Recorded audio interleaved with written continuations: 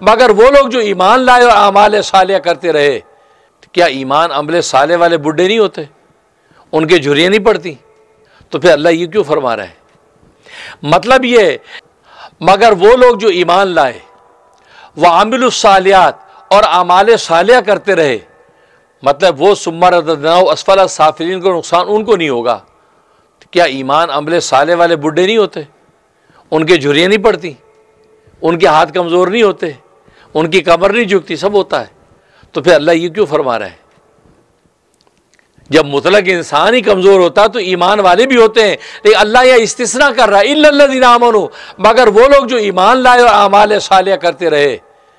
मतलब इस्तिस्ना कर दिया, मतलब वो उन पर यह रददना की कैफियत सिफत तसफ़ुल वाली ज़िंदगी उन पर नहीं आएगी।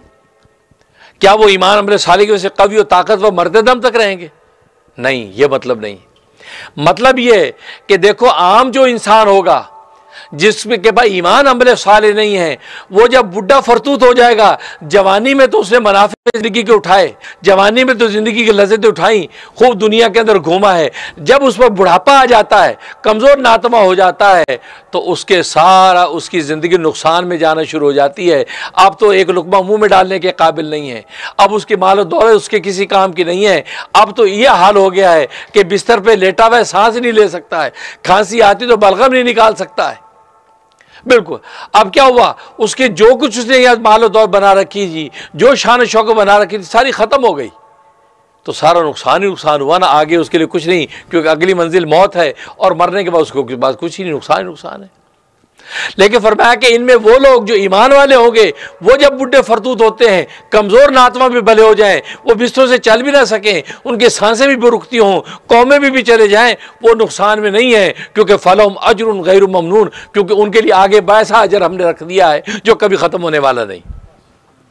ईमान अमले साले की वजह से उनकी नातवानी के बावजूद भी आगे उनको नफ़ा पहुँचेगा, उनको कोई नुकसान नहीं हुआ। नुकसान उनको हुआ जिनके पास ईमान अमल साले नहीं था, क्योंकि वो जो था वो पीछे छोड़ जाएंगे और आगे कुछ भेजा नहीं था, लिहाजा नतीजा क्या होगा, वो नुकसान में वो दुनिया भी गई, आखिरत में मारे गए।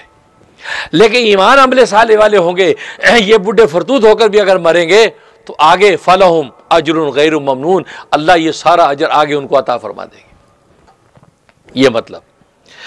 और दूसरा मतलब ये है कि यहाँ ये फरमाया सुम्मा रददनाहु अस्फला साफिलीन लक़द खलक़ इंसान, इस इंसान से मुशरिक इंसान मुराद कि सुम्मा रददनाहु अस्फला साफिलीन, ये मुशरिक जो इंसान है, जो काफिर इंसान है, इसको फिर हम नीचों नीच गदों में डाल देंगे। खूबसूरत हमने बनाया, मुशरिक को भी खूब बनाया, मोमिन को खूबसूरत बनाया, लेकिन मुशरिक ने कुफर और शिरक का रास्ता इख्तियार किया, हम इसको नीचे नीचे जहन्नुम के गड़ों में डाल देंगे। लेकिन वो लोग जो ईमान वाले होंगे उनको आखिरत में अजर व सवाब अता फरमाएंगे। तो नफ्से इंसान होना ये कमाल नहीं है, इंसान होने के बाद मुसलमान होना कमाल है।